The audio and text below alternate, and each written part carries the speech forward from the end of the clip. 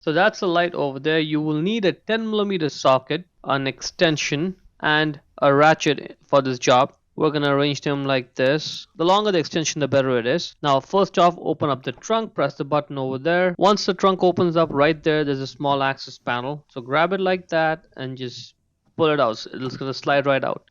Now, first off, we need to take off that 10mm nut inside over there. Now, once you get the nut off, just lower the socket straight down. Just lower it straight down such that the nut stays on the socket and doesn't fall off.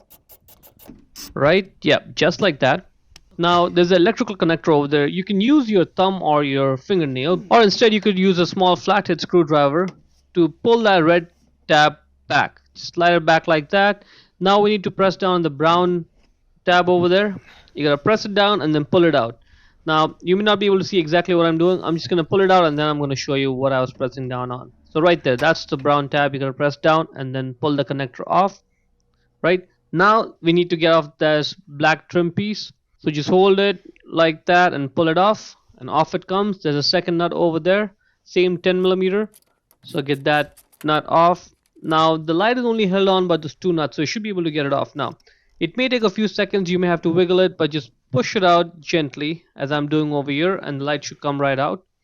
And there it is. It's a single piece light, one electrical connector, one strip of LED lights in there, and that's pretty much it. So get the new light.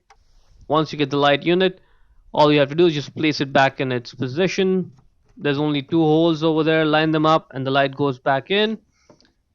Just get it in there, you don't have to push it down. Once you get it in, just put the one nut on, tighten that down, put the trim piece back on in the reverse order, put the electrical connector back in, slide that red piece back in its place, put the second nut on. You can just hand tighten it first and then tighten it down with the socket ratchet combination, and slide that cover back in its place and push it to clip it in place.